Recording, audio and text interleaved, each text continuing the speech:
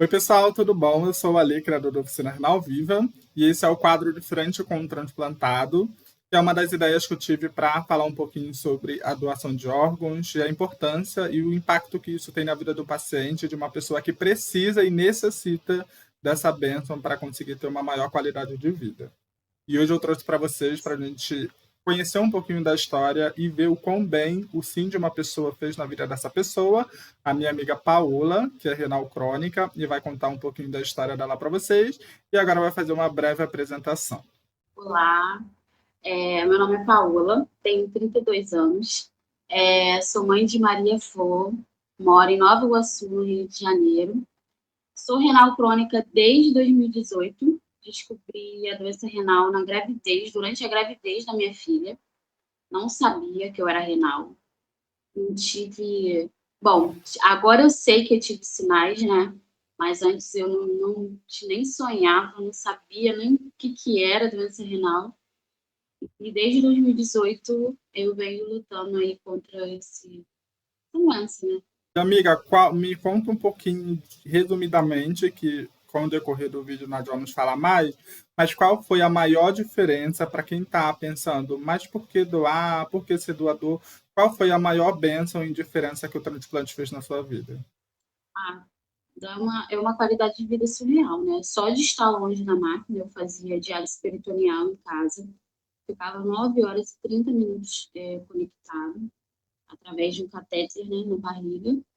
E assim, eu tive a minha filha prematura, então desde que eu entrei na máquina, ela veio para casa e eu cuido dela. Então assim, tem essa é a maior diferença, poder cuidar dela sem problema algum, sem querer ficar na máquina, né? Sem aqueles problemas todos que a gente tem quando a gente não tem o transplante, né? Sim.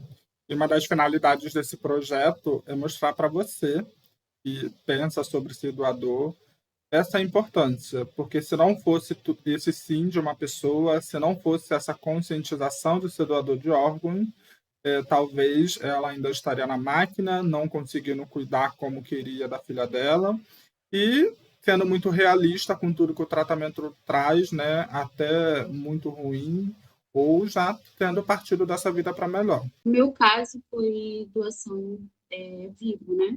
Fez toda a Sim, diferença, porque tem pessoas que não sabem que pode ser doador vivo, né?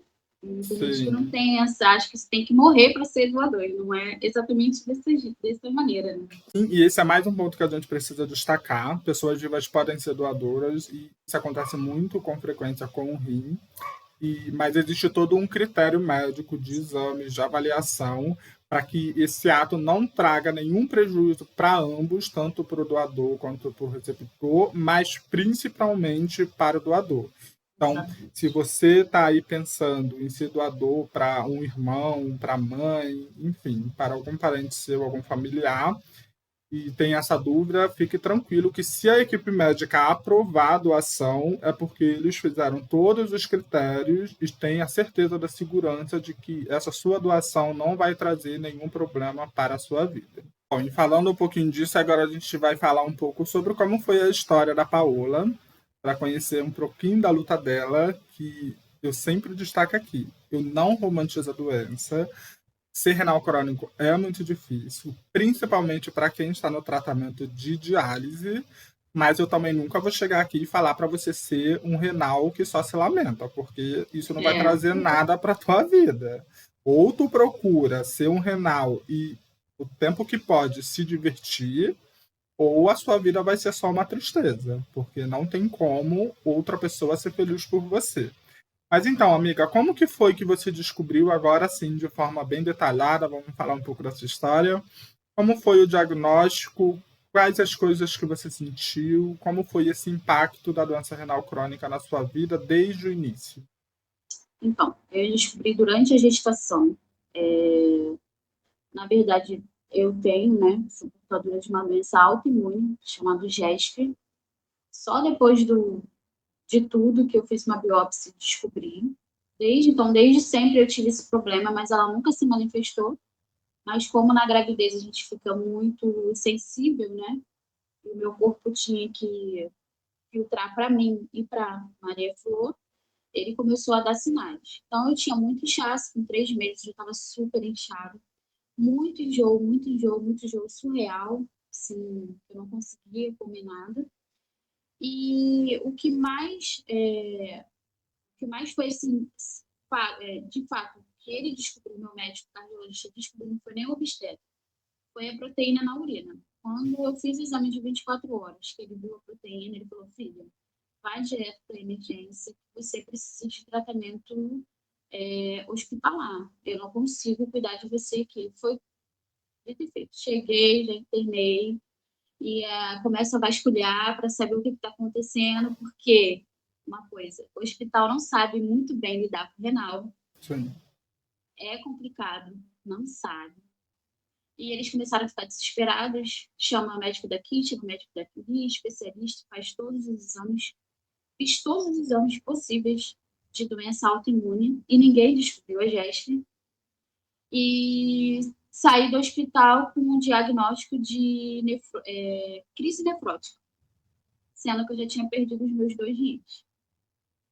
Então, eu fiquei de janeiro até junho, não me pergunte como. Aí eu acredito que entra a parte de Deus, né? Que é um milagre, foi um milagre.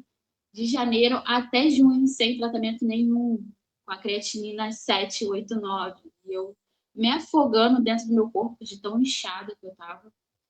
E eu só comecei o tratamento de fato quando a minha filha teve alta do hospital, porque ela ficou 5 meses internada por ser prematura. Ela teve alta dia 21 de julho. Numa terça-feira, na quinta, eu internei para colocar o cateto de diálise peritoneal.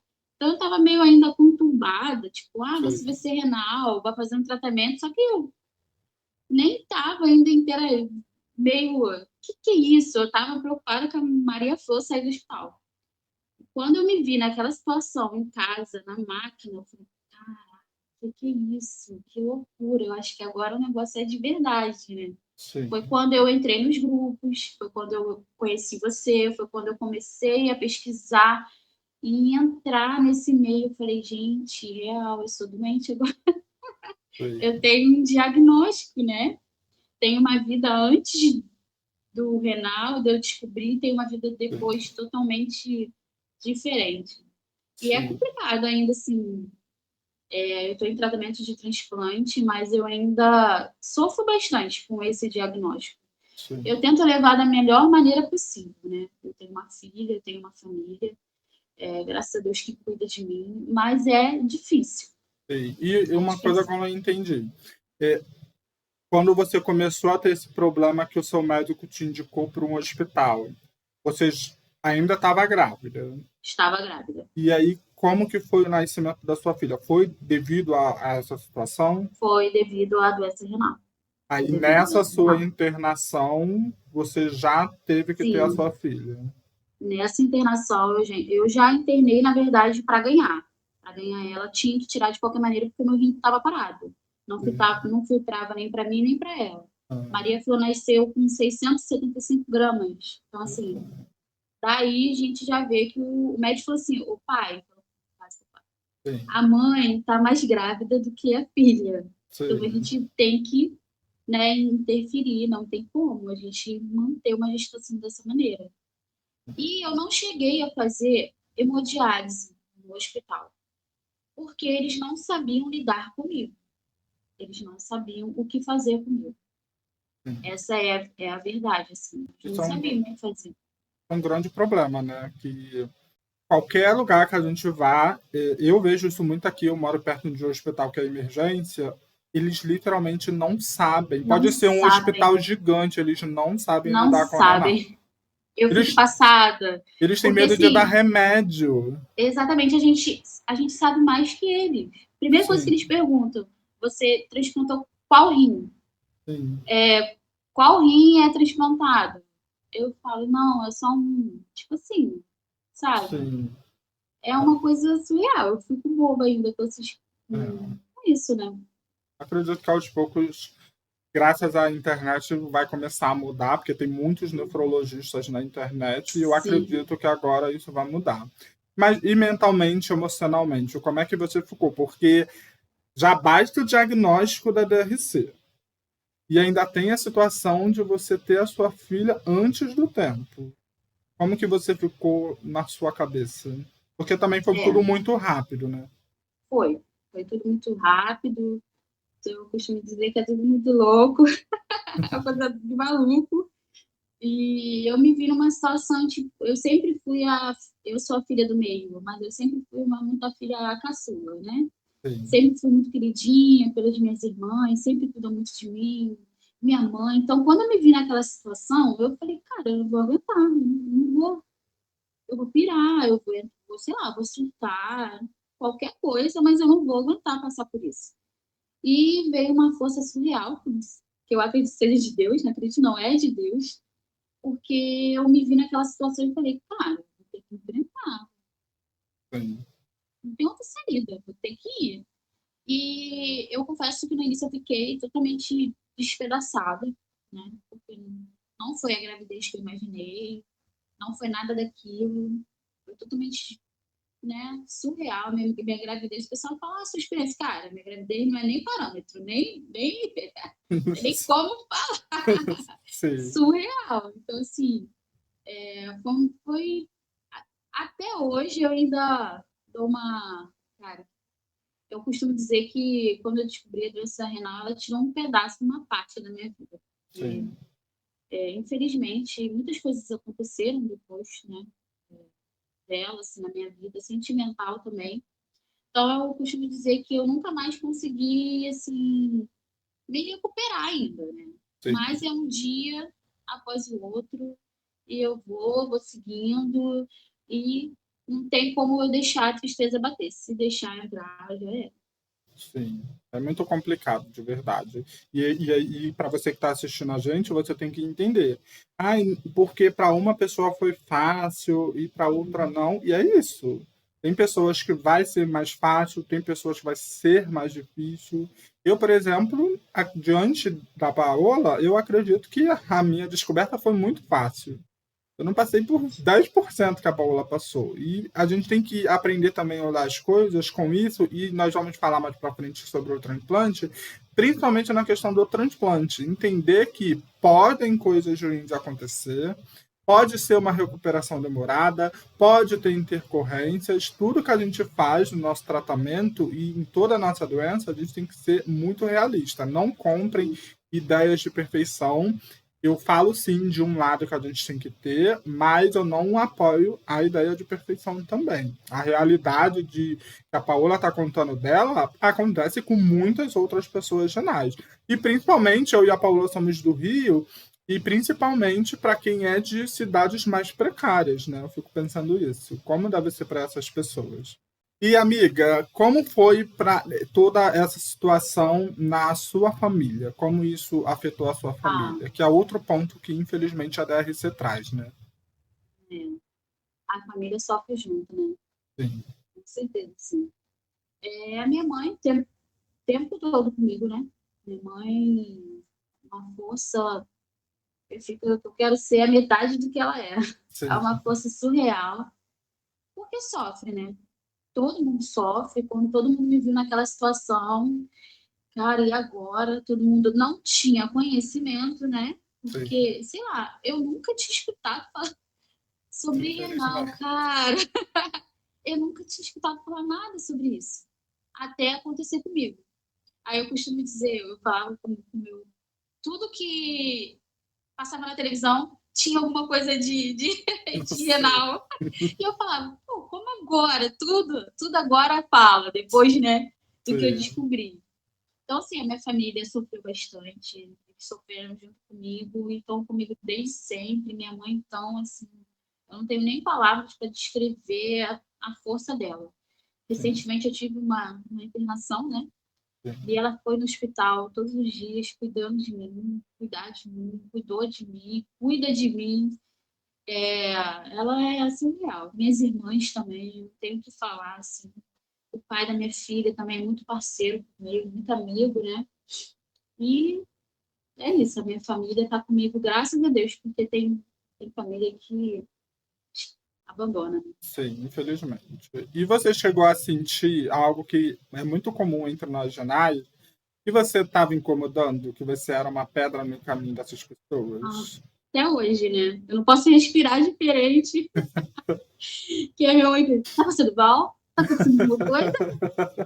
Eu não posso fazer nada diferente. Já fez xixi? Já bebeu água? Fez xixi hoje? Como é que tá em pé? Tá inchado? Sim, Então, assim, eu acho que eu me vejo um pouco assim. Às vezes eu penso que não, é uma coisa muito, muito complicada. Ela deixou um pouco de viver por conta de mim. sim.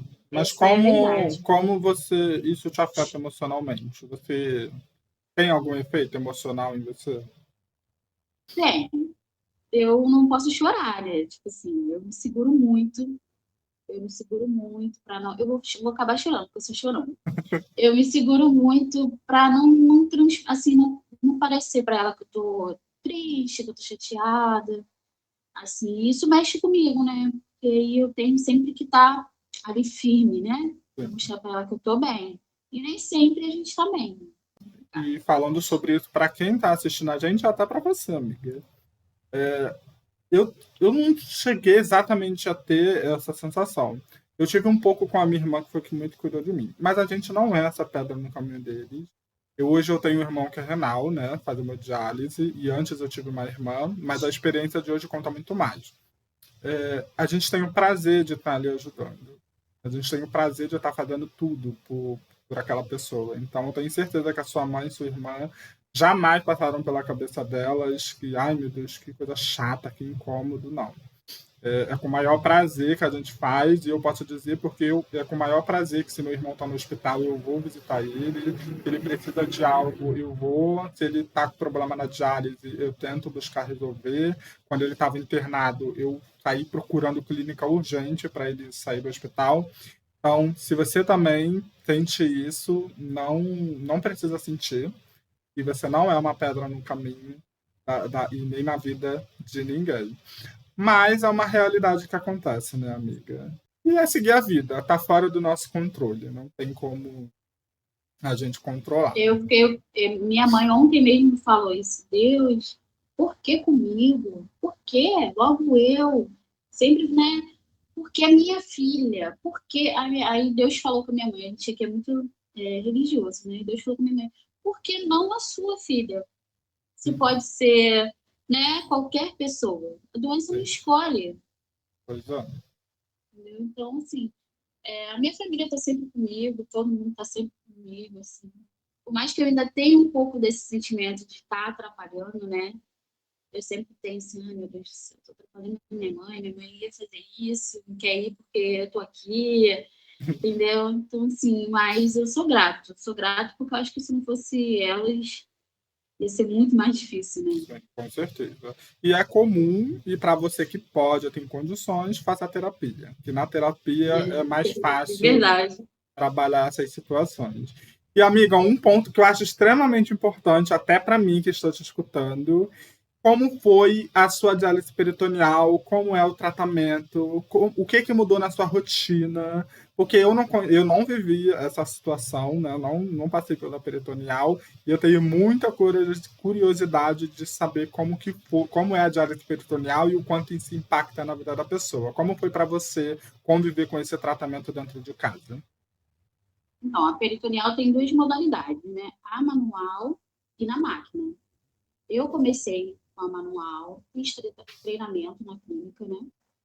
As enfermeiras maravilhosas, pelo menos as minhas, sempre foram ótimas. Sim, A gente passa por um treinamento, sempre tem que ter uma pessoa, né, para te ajudar. Eu ia na época com meu ex-marido.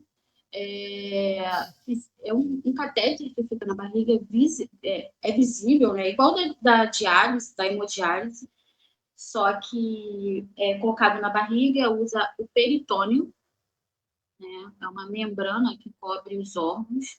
Ele usa essa parte para fazer a parte de filtração. Então, assim, manualmente são 4 vezes ao dia, de manhã, de tarde e à noite, 3 vezes ao dia, se eu não me engano, não lembro muito mais. Eu acho que Se um dia eu precisar, eu vou ter que fazer tudo de novo. A manual, ela funciona da seguinte maneira: você faz a troca de bolsas, né?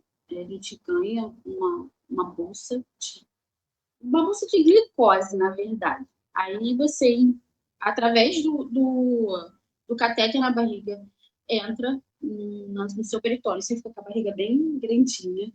Aí fica na permanência de 40 minutos ali. Você pode desconectar e fazer alguma coisa, ou você fica paradinho ali. Eu sempre ficava esperando, vendo vídeo, Netflix, botava a Maria Flor do meu lado, porque eu comecei a peritonear a Maria Flor ainda era bebê. Então, assim, por essa questão eu escolhi a peritoneal, porque a Maria Flor era muito miudinha, para eu ir para a máquina, ficar lá 4 horas, era complicado. Você pode desconectar, porém tem o risco de bactéria. Então, eu sempre ficava ali aguardando a permanência, depois eu tirava e colocava uns 500 ml no peritônio para não ficar o catéter batendo na sua cavidade. Então, é esse o passo a passo. Nas 4 trocas, a gente faz a mesma coisa. Aí, na manual, na automática, você liga a máquina, ela faz tudo sozinha por você durante você estar dormindo. Ela entra o líquido, fica permanente, fica ali uma permanência de 90, 30 minutos, 40, alguma coisa do tipo. Isso tudo, a nefrologista que te dá o tempo que você tem que ficar, de acordo com os seus exames, tudo de acordo com os seus exames. Eu conheço pessoas que fazem hoje em dia, não precisa fazer mais todo dia, final de semana fica livre, tá de folga, né? Vamos dizer assim. E a máquina faz tudo por você. Você conecta, tem tudo uma preparação. O pessoal da clínica vem na sua casa, vem ver as instalações, ver se tem banheiro no quarto, ver se tem alguma coisa de mofo, de infiltração. Não pode ter nada disso. Nada, nada, nada. Porque tudo é risco de bactéria, e bactéria no peritônio é gravíssimo. O único, assim, a diálise peritoneal é boa porque você está dentro da sua casa, né? Você tá ali, não está no ambiente de clínica. Porém, tem que ter um cuidado máximo. Graças a Deus, eu nunca tive problema nenhum. Fiz 2 anos, nunca tive problema nenhum de bactéria, graças a Deus. Aí tem esses exames que você faz todo mês, né? A mesma coisa da Ema. E como era a sua rotina? Você teve que adaptar a sua rotina para casar junto com o tratamento? Sim, sim. Eu tive que colocar os horários da Maria Flor tudo junto comigo, né? A gente ficava no quarto, 9 horas e 30 minutos. Assim, mais tarde eu entrava, mais tarde eu saía. Então, eu sempre tentava entrar o mais cedo possível para eu conseguir passar o dia, né? Livre, não sair tão tarde da máquina. Então, eu trazia tudo para dentro do quarto. De mamadeiras, tudo água quente. Eu tenho um banheiro no quarto, então facilitava, né? Sim. E se acontecia qualquer coisa, era minha mãe que eu gritava. Mãe! Ligava e ela vinha. Sim. E E foi como assim. foi a sua alimentação? Mudou muita coisa? Qual era a sua restrição de líquido? Líquido eu só podia ingerir a quantidade de xixi que eu fazia, né? Igual o pessoal da hemodiálise, né? Sim. Então chegou uma época que eu só estava fazendo 500 ml de urina, não conseguia. Então, assim, é difícil. Nossa, essa é a parte, eu acho que a Uma das gente mora no piores. Rio, né? 42 graus, uma coisa de. Imagina, cara, surreal. Minha mãe fazia pedrinha de gelo para poder, né, dar uma. Às vezes eu dava uma escapulida, eu era meio uma renal meio rebelde. Sim. Bebia água, sempre tem os, né? Sim. Bebia água, porque, cara, não dá, não tinha como. Aí eu sempre ficava um pouquinho mais inchada, então eu sempre tinha que usar uma bolsinha, assim, no calor principalmente, né? Eu sempre tinha que usar uma bolsa um pouco mais, porque tem 3 níveis de bolsa quando você faz manual: a amarela, a verde e a vermelha. Então eu usava a verde, que tirava um pouco mais do líquido na época do calor, né? Porque eu não sei com você, mas eu quase não suava no, no calor, assim, uma coisa estranha. Eu parei de Hoje suar em total. dia, hoje em dia eu sou igual não sei o quê. É um suador que eu falei com o doutor, eu falei, cara, isso é normal? Ele falou, é normal. Um suador da mão ficar assim, calor pra mim Ele falou que é anormal. falou que é normal. Eu acho que tudo que a gente... eu parei literalmente de suar. Eu não suava nada. Eu acho que esse tempo todo que a gente fica sem, parece que volta. Eu não posso sair de dia, porque a minha roupa fica molhada. Não, né? Horrível isso, horrível. Você não consegue nem ficar arrumada, tipo, maquiagem, zero. Sim. Zero. E até o teu transplante, você continuou urinando? Continuei pouquinho. Bem no finalzinho eu já tava urinando, não urinando quase nada, assim. Tá bem Bem pouco. pouquinho mesmo. E É, quando você. Porque a diálise peritoneal, ela tem esse benefício de ser todo dia, né? sim, Praticamente. Então, mas você sentia o efeito de, ai, hoje eu tô muito pesada, ai, hoje eu tô com muito líquido. sim. Mesmo assim, No você ainda calor eu sentia, sentia? sentia, sentia.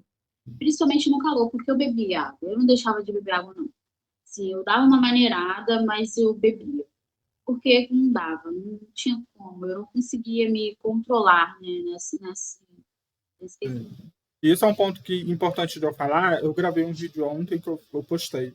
Eu falei que eu não sou um renal perfeito, que eu só tenho muito cuidado com o que eu falo, porque tem gente que não sabe filtrar o que tá vendo na internet, mas eu também, esse foi um grande defeito meu. Eu já cheguei a perder, e eu não tô falando para você fazer isso, eu já cheguei a precisar perder 6 quilos em uma sessão. Só que isso traz um mal-estar e fisicamente um risco do É, meu coração parar muito grande. Mas pegando essa visão da nossa experiência, cara, se você também tá com esse problema, não fique se julgando, principalmente se você acompanha conteúdo na internet. Ai, todo mundo consegue fazer direitinho que os médicos mandam. Não, não dá. Escovar o dente às isso aí eu vezes não não, conseguia. escovar dente às vezes não funciona, chupar gelo às vezes não funciona. Só mesmo beber água. Parece que a nossa cabeça ela perde o controle. Então não se sinta culpado, tá? É, Que existem outros jornais que passam exatamente pela mesma coisa. Tem rebeldias como você está tendo também. é, Pode eu continuar, costumava dizer amiga. que eu era uma RR, Renal Rebelde. Eu era RR. Eu tenho um amigo que ele agora é transplantado. A gente era RR, o Heitor. Heitor, a gente é muito rebelde, cara. A gente tem que parar com isso. Mas água era uma coisa assim que eu não conseguia me controlar. É Sim. muito complicado ficar sem beber água, cara. Nossa, Sempre extremamente importante você ter falado disso, amiga, porque a internet pode trazer essa perfeição e pode ser prejudicial para quem está assistindo a gente que está passando ainda por isso, né? Alimentação, mudou muita coisa para você? então, mudou assim. Até hoje eu faço dieta, né? Sim. De não, comida com muito fósforo, coisa com fósforo. A gente fica meio lelé da cuca também. Mas é por conta própria que até hoje você ainda faz? Eu faço porque eu tive uma internação agora, né? Ah, Então meu sim. rim deu uma sofrida. Ah, Então sim. eu tô na dieta de novo. Então, potássio, tudo que fruta com potássio, eu eliminei. Eu tive uma internação, eu internei com 103 quilos, tá inchada, né? Agora eu tô com 97, estou mantendo assim a dieta para não poder assim, deixar ele sofrer mais do que ele já sofreu.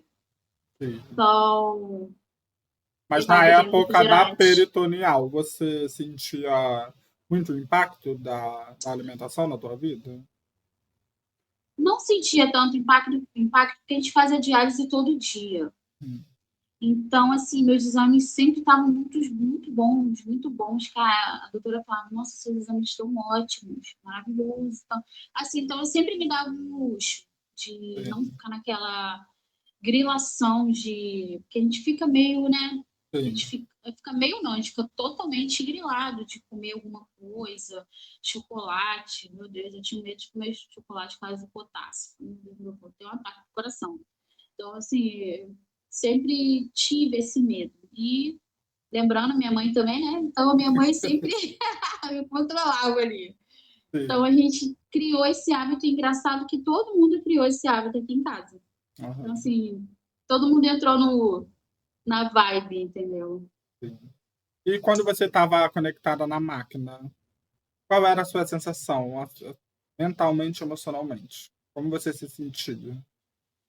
Ah, era horrível. Eu falo que se um dia eu precisar voltar para a máquina, eu não quero um peritoneal, porque eu não sei, o pessoal fala, mas peritoneal é tão tranquila, você.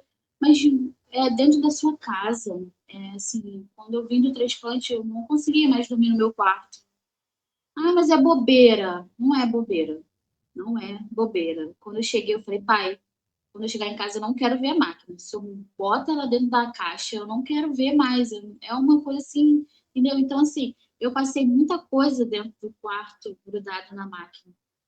Então, assim, eu tinha insônias e insônias. Eu passava noites e noites acordada. Renal tem muito insônia, né? Transplantado também. Então, assim, eu passava noites e noites acordada. Então, assim,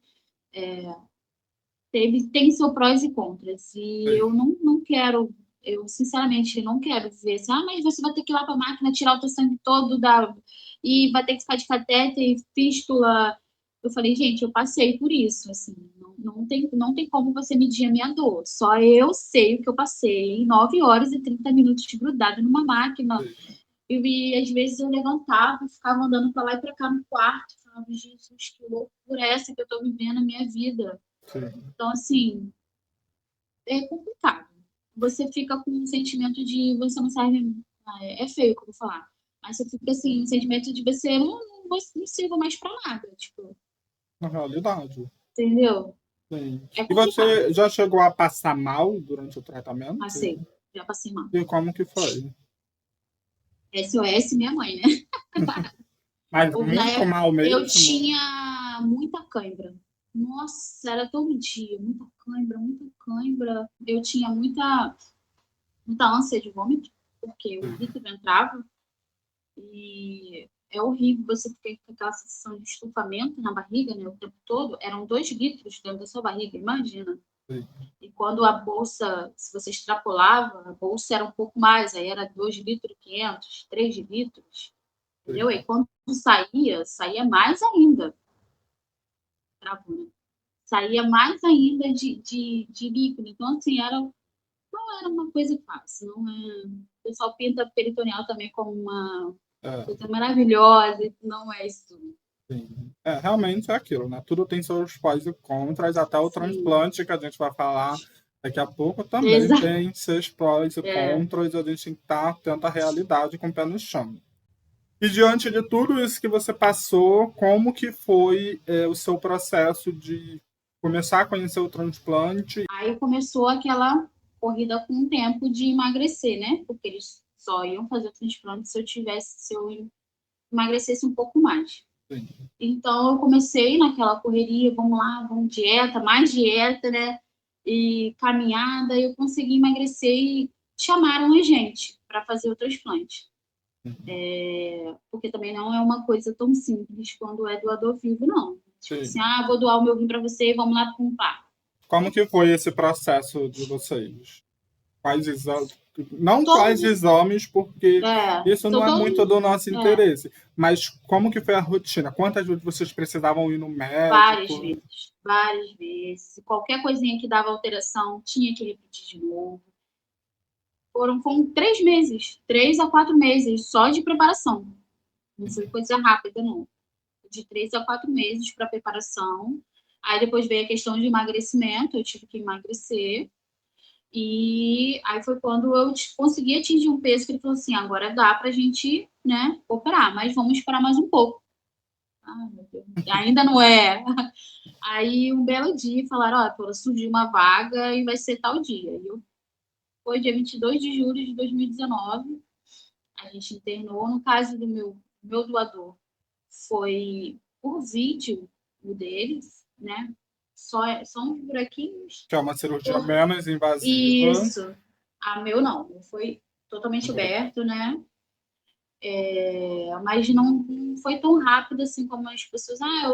Hoje em dia vou doar um rim para você. Não é tão fácil assim, não. A gente Os médicos preferem que os doadores vivos sejam de um grau parentesco de tem até isso. quarto grau. Isso aí. Tá? Então, eles podem acontecer, de exemplo, amigo do pode, mas é uma situação que eles não. Eu acho que é judicialmente, né? Quando é amigo. Sim, eles também não acatam muito porque tem muito a questão da compatibilidade. Isso. Né? E repetindo, o doador vivo ele tem esse protocolo extremamente rigoroso, tá? Não é só realmente falar, eu vou doar e vai doar, não. Se qualquer coisa, se apenas um examezinho disser que não, vai trazer um risco para o paciente, você não vai ser doador daquela pessoa. Aquela pessoa só vai doar o órgãos, você que está em vida, que está pensando em doar para o seu irmão, para sua mãe, para sua esposa, só vai doar se tudo estiver certo e garantido que a sua saúde vai ficar segura depois desse seu ato. Tá certo? Exatamente. E aí, quando chegou esse dia do transplante, como foi para você? A gente recebeu a ligação, né, da secretária da equipe do doutor Pedro Túlio, bem conhecido, né? E olha, vai ser tal dia, você já começa a se preparar, porque antes do transplante eu fiz imunossupressores, fiz algumas medicações para bactéria, colhi sangue específico, né, para saber se eu tinha alguma bactéria ativa ou não, porque não é só vai lá e transplanta, né, ainda tem tudo isso. Tive que tomar algumas vacinas, organizar minha carteira de vacinação. Então, ela falou assim: a gente tem uma semana para se organizar. E internamos numa. Ela ligou uma semana antes, para a gente fazer todo, né? Eu, principalmente, fazer todo o preparativo. E numa segunda, às 6 horas da manhã, a gente internou. É assim, uma sensação boa, preocupante também, né? A gente, por mais que a pessoa fale assim, eu vou te doar um rim, a gente fica com medo, né? A gente tem um medo, a gente tem uma. Hoje em dia, assim, se alguém, assim, uma das minhas irmãs, eu vou entrar para a lista de transplantes se um dia eu precisar, porque eu tenho muito medo que aconteça alguma coisa e lá na frente ele precise, entendeu? A gente ainda fica com isso, com essa sensação de acontecer alguma coisa e, poxa, né? Então, assim, foi uma mistura de sentimentos. Boa, caraca, vou sair da máquina, né? Não vou precisar mais daquilo. A primeira coisa que quando eu voltei da cirurgia, foi saber se eu tinha tirado o meu catéter. Tiraram o meu catéter? Aí o médico falou que tirei, porque assim que eu coloquei o seu rim, ele começou a funcionar e era muito xixi, muito xixi, muito xixi, muito xixi. Então a gente tirou, porque é diferente quando a doação é de vivo e de morto, né? O morto demora ainda um pouquinho, tem alguns que demoram um pouquinho ainda a funcionar. O vivo é de imediato. Porque fica menos tempo, né, descansando. Sim, é de imediato. E eu comecei a fazer xixi, né, com a sonda, e toda hora as meninas trocavam as bolsinhas. E é muito bom, né, essa sensação, assim, de depois que você tirar, conseguir fazer xixi, assim, tranquilo, poder beber água. É ótimo. E o seu pós no hospital, assim logo após o transplante, como foi? Pós foi doloroso, foi bem doloroso. Dentro do hospital já, assim, eu já estava muito feliz, né? A gente está tão feliz que a gente meio que esquece um pouco, né? Sim. Mas foi bem doloroso. Eu ainda fiquei uns 8 dias. Ele já foi embora 3 dias depois. Eu ainda fiquei ali naquele processo da creatinina baixar, né? Baixa a creatinina, aquela ansiedade de fazer sangue. E aí, quanto à minha creatinina, eu acho que isso deixa a gente também né, na expectativa do exame. Então, assim, o meu pós-operatório foi bem dolorido. Eu senti bastante dor. Eu acho que eu estava muito ansiosa para ir embora. A minha filha era muito pequena, né? A Maria Flor, então eu estava muito ansiosa para ir embora. Acho que isso atrapalhou um pouquinho, assim, o pós. Mas eu acho que no geral dá. Eu também, no segundo dia, eu já não aguentava mais estar no hospital. Ai, não. Eu todo dia ligava para todo dia eu ligava para médico e falava: "Ai, me dá alta, vocês estão querendo fazer um teste de laboratório comigo". É horrível. Mas você chorou muito na internação? Cara, eu sou chorona, né? Eu sou chorona. Quando minha mãe ia embora, então, quando eu ficava sozinha. Eu sou chorona. E na sua vida, depois passou tudo isso, veio essa recuperação. Como foi a sua recuperação em casa? Então, depois do transplante, eu tive intercorrências, né? Mas quanto tempo Tive, depois? eu transplantei em julho, agosto, em setembro eu tive a primeira intercorrência. Tive a primeira intercorrência, a creatina começou a subir, muita dor na barriga, muita dor, muita dor, muita dor. E muita anemia, uma anemia surreal. Não conseguia fazer nada, não conseguia levantar, não conseguia tomar banho sozinha. A hemoglobina chegou a 6. Então, assim, foi hematócrito. Não sei falar bem, né? Essa palavra. Hematócrito. Isso. A 22, 25, ficou naquela coisa. Então, todo mundo começou, os médicos, o que está acontecendo? Foi uma das piores internações que eu tive. Uma das piores. Porque eu tive que fazer vários exames dolorosos, bem doloridos. Então, assim, foi o que eu mais sofri. Foi a minha primeira intercorrência pós-transplante. E isso tudo por conta dos imunossupressores. O corpo começa a reagir, né? A gente ainda tem a questão dos imunossupressores depois do transplante. Isso mexe com a gente totalmente, né? Então, a anemia foi por conta do imunossupressor. Então, assim, o meu pós-operatório em casa, né, que a gente tem que ficar 3 meses isolado, foi difícil, porque eu já fiquei julho, tive alto em julho, né? Fiquei agosto, setembro, eu já voltei para o hospital. Então, foi punk, foi uma pior das internações que eu tive.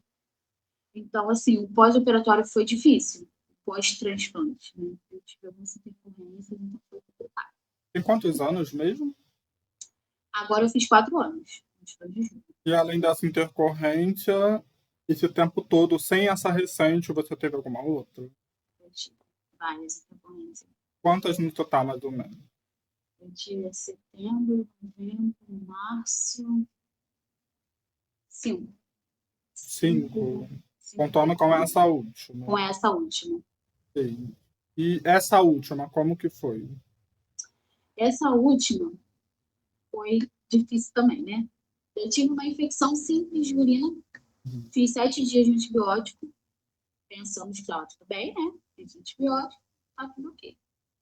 Só que não tava nada ok. Acabou que desenvolveu uma pielonefrite, uma infecção diretamente no rim. Uhum. E gravíssimo, fiz 3 antibióticos, fiquei internado um mês, e até matar a bactéria foi bem complicado, que acabou ocasionando uma lesão no meu rim, né? E não voltou à função normal ainda, mas, como eu te falei, acredito que Vai voltar. vai voltar.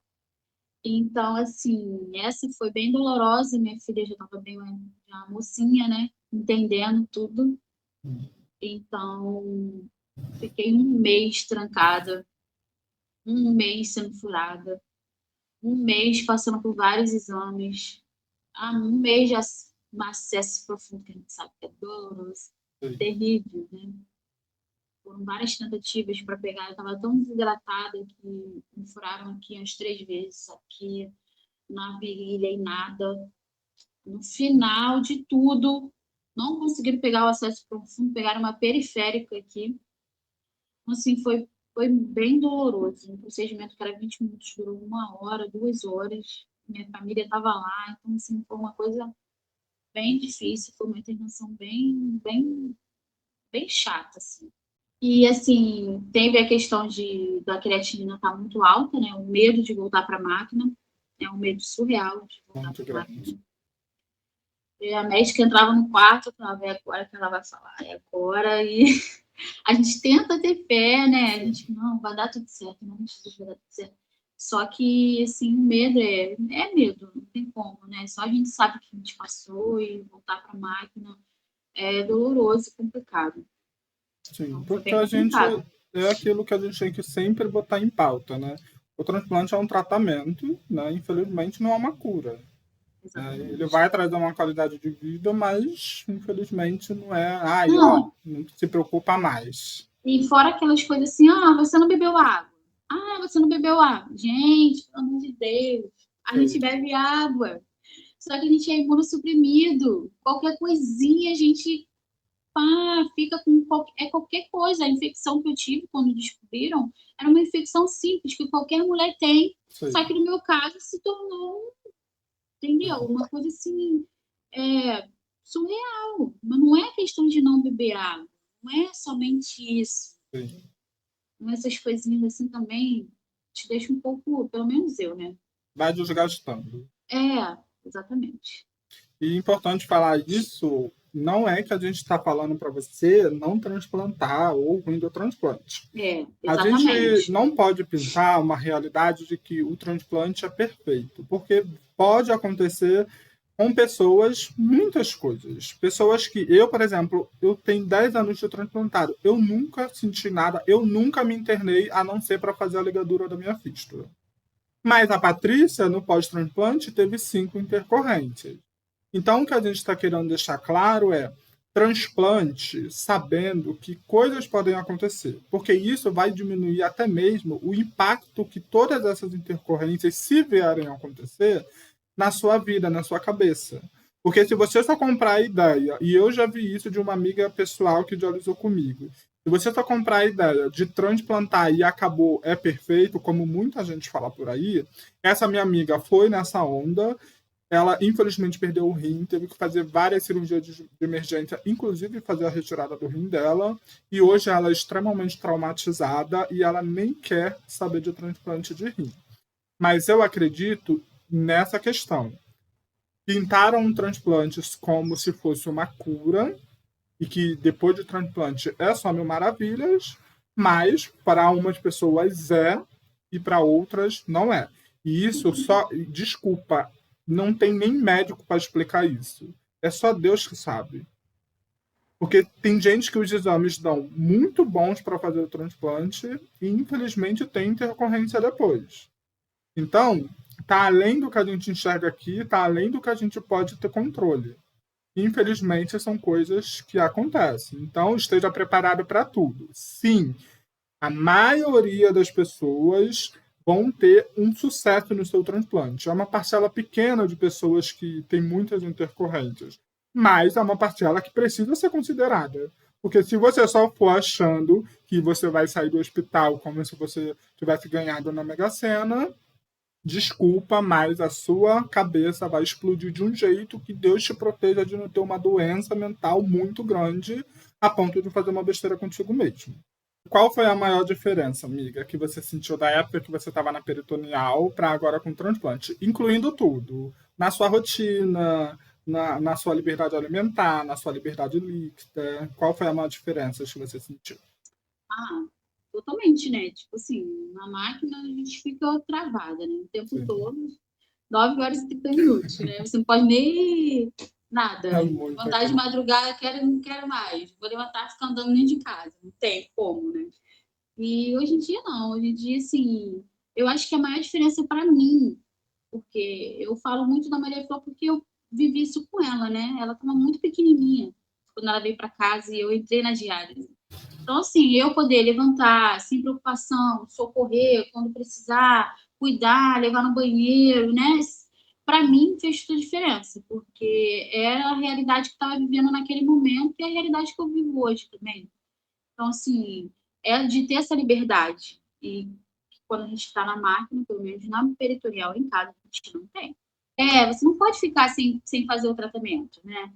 Hoje eu não vou entrar, hoje eu não quero. Não tem essa opção, tu tem que fazer. Sim. Então, assim, hoje em dia, não. Hoje em dia eu tenho essa liberdade de poder andar, de poder fazer, né? Cuidar da minha filha, cuidar da minha casa. Eu tinha muita fraqueza também quando eu fazia a peritoneal, né? Acho que na hemodiálise também tá, né? Esse cansaço, né? Essa fadiga. E graças a Deus, hoje em dia, sim, é totalmente diferente. Sim. E uma coisa que é muito boba, mas eu preciso falar principalmente para aquelas pessoas que podem ser doadoras em vida e deixar destinado que quando elas morrerem sejam doados seus órgãos. Você prefere tomar remédio pro resto da vida ou fazer diálise? Tomar remédio. Então você... Não é pouco não, hein? Não é pouco mesmo. E dependendo dos casos, é muito mais. Não é pouco não, né? Eu Sim. até postei um dia, eu botei os remédios, né? Porque eu não consigo tomar um remédio só com água. Não desce, não desce. Sim. Aí eu sempre como uma fruta, né? Na hora de engolir a fruta, eu jogo o remédio e desce. E tipo assim, mais de 5, pelo menos que eu tô tomando agora, né? Das sequências, tomando quase 8, 9 remédios. Né? Acho que é 9 remédios. Então, assim, eu tomo tudo de uma vez e são muitos. Mas eu prefiro tomar remédio a vida inteira. Mas é porque eu não sei se você sabe, amiga, muitas pessoas, muitos questionadores da doação questionam isso. Ai, mas você vai ficar tomando remédio pro resto da vida? Nossa, se vocês estivessem no nosso lugar, vocês iam saber por que a gente prefere tomar remédio pro resto da vida. Prefiro. Prefiro tomar remédio pro resto da vida, que é passar um catéter no Pois é. pescoço e dar infecção e vai lá e passa o catéter. Não, não. Se precisar tomar 50 comprimidos, eu prefiro Isso tomar aí. 50 comprimidos. Na época da peritoneal e no diagnóstico da BRC, vem aquele baque, né, que a doença sai destruindo tudo. Não só o paciente, como a família, destrói a rotina, a casa, destrói um pouquinho de tudo. E como que está a sua família hoje, toda essa sua vida, graças ao transplante? Minha família é surreal, né? Tá sempre comigo, não tenho nem o que falar das minhas irmãs, da minha mãe, dos meus cunhados, que até eles entraram. Todo mundo, né? Envolve todo mundo. E graças a Deus, assim, eu só tenho mesmo gratidão pela vida deles. E assim, só Trouxe mesmo de gratidão. volta a felicidade para a vida de vocês? Trouxe, literalmente. Eu acho que é o que mais Não, ó, liberta. mas eu digo uma coisa, não é perfeito, tá? Sim. Tem dias, principalmente ontem. Ontem foi um dia que eu tava triste. O caco do. Tem dias que, assim, porque você vai feliz o tempo todo, né? Não vem com isso, não sei o quê. Sou grata, sou muito grata, mas, assim, eu tenho meus altos e baixos, eu sempre deixo muito claro isso, porque eu tenho meus altos e baixos, e, assim, mas, contudo, eu sou grata, eu não deixo de ter gratidão. Porém, eu também tenho os meus momentos, porque nem tudo são flores, né? Então, essa internação agora, a última que eu tive, foi a que eu, assim, eu mais sofri psicologicamente. As outras eu sofri mais doloroso, vamos dizer assim, né? A dor física. Essa não, essa foi uma dor mais psicologicamente. E eu ainda estou me recuperando. Então, assim, o medo de perder o enxerto dessa vez foi muito grande. E o risco. Então, eu ainda estou me recuperando. Então, assim, eu sou grata por tudo, porém, eu tenho meus altos e baixos. Não sou Como todo perfeita. mundo tem e vai ter, né? Exatamente. E eu sou muito grato, já antes mesmo de acabar o vídeo, por você ter falado dessas coisas, porque mexe com a gente, né? Mas ainda assim você se disponibilizou a estar aqui gravando e tenha certeza que isso vai Tive ajudar até a muito. produção. Pois é, teve toda uma maquiagem por trás, mas vai ajudar muito outras pessoas que estão do outro lado assistindo a gente. Ah, deixa eu só falar uma coisa. Sim, Isso é bem importante. Os amigos que a gente fazem, né, durante sim, a diálise faz toda a diferença. sim. Eu tenho uma grande, assim. Agora, a maioria dos meus amigos são transplantados. A última transplantou semana passada, a Luana. Então, assim, são pessoas que vêm com a gente desde lá de trás até agora. E isso faz toda a diferença. Toda a diferença. Eu tive um amigo que foi comigo lá no hospital, agora nessa internação, teve comigo o tempo todo, no dia da biópsia, sabe? Aquele apoio do pessoal, né, que já passou por isso, faz toda a diferença. Sim. Toda a diferença. Porque são as pessoas que realmente entendem o que a gente está passando e sentindo. Exatamente. É muito Exatamente. diferente Tem de amigos. contar. Exatamente. Tem um amigo, o Heitor, que ele é especial, que eu falo, cara, hoje eu tô daquele jeito. Ele fala, eu também tô. Eu também tô. Mas aí no outro dia a gente já tá, cara, isso aí, ó, vamos fazer o quê? Isso aqui lá, sabe? Aquela coisa, e é um apoiando o outro, um apoiando o outro, um apoiando o outro, e assim a gente vai Vivendo um dia longe. de cada vez. Então é isso, gente. Para você que está assistindo a gente, que questiona muito a questão da doação de órgãos, esse projeto traz essa questão de você ver um pouco de como o transplante e o sim que você dá, tanto se você está vivo ou se você, quando for o seu dia de partir dessa vida, muda na vida de uma pessoa. A doação de órgãos de uma pessoa tirou a Paola dessa vida de preocupações, de achar que é uma pedra no caminho de outra pessoa, tirou ela de ficar presa 9 horas e 30 minutos dentro de casa, sem poder fazer mais nada, porque ela tem a obrigação de fazer o tratamento, senão ela morreria. Então, o transplante, a doação de órgãos é importante por isso. Nós falamos sempre por conta disso, porque quem está do lado de cá, como nós, estamos porque realmente precisamos. Vocês não fazem ideia do como. Graças a Deus o tratamento é bom? É, graças a Deus eles existem, sim. Mas vocês não sabem quanto eles vão matando a gente de pouquinho em pouquinho. Porque muitos não falam, mas por mais que a gente lute, a gente tem que lutar sim para ser feliz diante da doença renal crônica, mas o tratamento e a DRC, eles vão sim nos matando e nos acabando de pouquinho em pouquinho. Quem acompanha a gente de perto sabe dessa realidade. Então, quando você se questionar por que doar órgãos, por que falar sobre doação, é por isso. E por mais que você possa pensar, mas olha, doar órgãos e a pessoa teve tantos problemas. Não é essa a questão. A nossa doença ela não tem cura, então problemas nós sabemos que nós vamos enfrentar.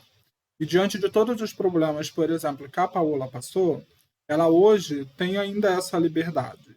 Nós sabemos, quando nós vamos para a fila do transplante, que coisas podem acontecer, e eu deixo aqui esse recado para vocês: coisas podem acontecer. Mas ainda assim, que coisas aconteçam, para nós que sabemos os efeitos e todo o transtorno que os tratamentos de diálise traz para a nossa vida, para o nosso emocional, para a nossa casa, para a nossa família, ainda assim, para nós, um transplante é a melhor coisa. Traz qualidade de vida, traz liberdade, ainda que para uns demore essa qualidade vir, que para outros tenha intercorrências, mas traz. Hoje a Paola está aqui comigo graças ao transplante. Mas ela teve intercorrência. Sim, mas ainda está aqui graças ao transplante. Uma questão que eu sempre falo: e se ela não tivesse transplantado? Será que ela ainda estaria viva? Porque é uma realidade. Eu mesmo me pergunto: será que eu estaria vivo se o meu transplante não tivesse chegado naquela época que chegou? Ou como que estaria a pessoa? Porque se vocês não sabem, as diálises, elas vão deformando o nosso corpo aos poucos. A gente vai ficando extremamente diferente do que a gente é quando a gente era saudável. Então, o transplante traz esses benefícios não só para a Paola, mas para todo mundo que está precisando de um órgão hoje. E nós não desejamos a sua doença. Você nasceu com um dia para nascer e você tem um dia para morrer. Por mais que hoje você fala, tá bom, mas eu não sou doador. Ok, mas isso não muda que um dia você vai morrer. O que nós queremos é que nesse dia que a sua vida nessa terra acabar, o seu último ato seja ajudar quem ainda tem um ciclo para continuar. Porque a sua partida tem uma data, mas a de outra pessoa não é na mesma data. A vida dela ainda continua. E se você disser sim hoje, chegar para sua família, que é a única forma que você pode ser doador falecido, e falar: quando eu morrer, eu quero que doe meus órgãos. Quando você partir, seus órgãos vão ser doados e essa pessoa que ainda não chegou o tempo dela de morrer, ela vai continuar a vida dela graças a esse ato que você proporcionou para ela através do seu sim. E ressaltando, para você ser doador falecido aqui no Brasil, você precisa deixar claro para sua família, para o seu responsável legal, que você quer que doem os seus órgãos quando você falecer. Porque se você deixar num documento, se você deixar numa carta escrita, não adianta. Se a pessoa disser não, o que prevalece é a palavra da família no momento que ela é abordada pela equipe médica do hospital para falar sobre a doação de órgãos. Tá bom? E, amiga, você tem mais alguma coisa para falar para eles? Foi ótimo, adorei. Vou virar blogueira. Poderia mesmo, né? Internet dá dinheiro. Então é isso, gente. Amiga, muito obrigado. Eu realmente amo a sua história, eu me inspiro muito na sua história. Eu sou muito reservado na minha, pouco falo as coisas para as pessoas, mas se sinta muito amada e receba o meu carinho através desse convite. A sua participação, para mim, é muito especial. Eu venho há 2 anos, 1 ano e meio, trabalhando nesse projeto e desde o início eu já tinha em mente em fazer esse convite para você, tá? Então, se orgulhe sempre da sua história e você não tenha tanta intercorrência mais, né? chega. Mas chega, pelo amor de Deus, que esse rim não é a Xuxa. E, mas toda a bênção de Deus na sua vida e vai durar muitos e muitos anos esse transplante e logo, logo tudo se normaliza na sua vida, tá? Tá bom, obrigada. E é isso, gente. A gente Beijo. vai ficando por aqui. Beijo para vocês. Se você estiver pelo Instagram, deixa o coraçãozinho, que isso ajuda o meu trabalho. E se você está pelo Facebook ou pelo YouTube, deixa a curtida, compartilha, deixa um comentário que ajuda o meu trabalho também. Tchau.